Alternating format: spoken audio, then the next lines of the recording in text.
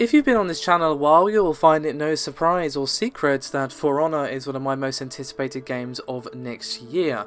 Now, of course, there has been a lot of tension surrounding this game, and rightfully so, because it looks really interesting.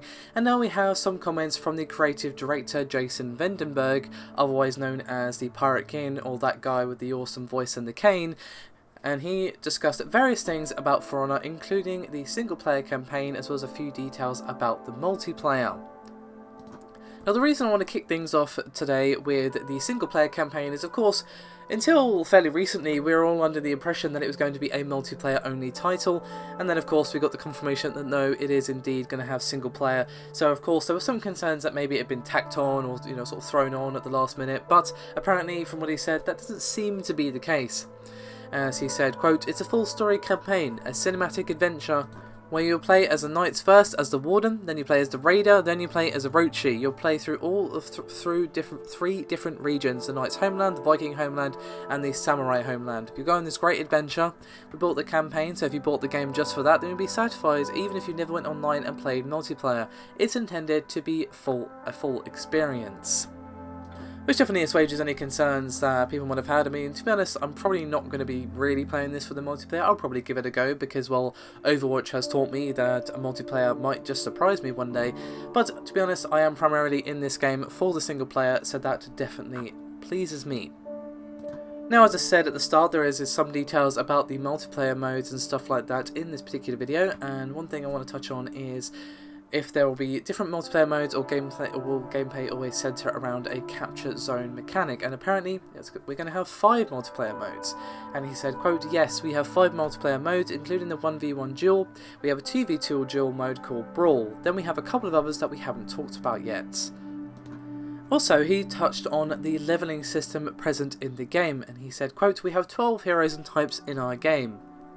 Each of them has their own level, and as you play, you're going to get experience for the character you're playing. You'll also gain equipment and gear for that character. As you play, you're going to unlock things like feats, you're going to unlock emotes and cosmetic options for them. So you fill out your character's skill set, and then you have to unlock cosmetic stuff along the way. When you reach level 20, you can start over, you can prestige, and you continue to unlock cosmetic stuff as you go." And I know some of you are wondering about how long it's going to take to prestige a character.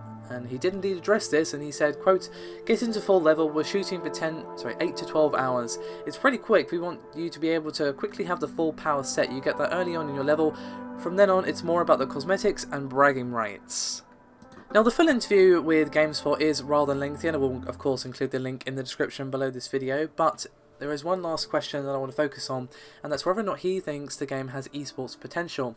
Now, I do think in these last couple of years, with the success of games like League and Dota 2 and Counter-Strike and so on, that there is a bit of a habit to try and crowbar esports into pretty much everything. And Blizzard are kind of bad for this because obviously, they've got StarCraft 2, which is really great. It's not as successful as it used to be, but it still is a pretty big esport, and they do tend to kind of try and force it, and in my opinion it's better to kind of let it expand naturally.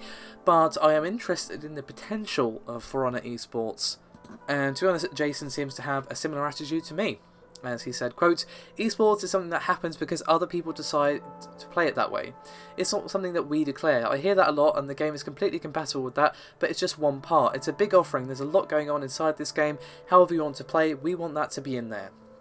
So it seems that, they're not going to be pushing esports, they're not going to be crowbarring it, as I just said.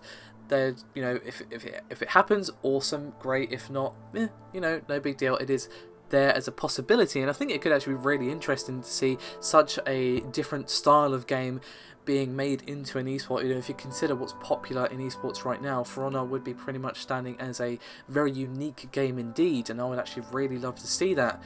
But we're going to have to see, of course, what actually happens. For now, however, I'm going to continue looking forward to For Honor. It looks really good, and I'll see you next time.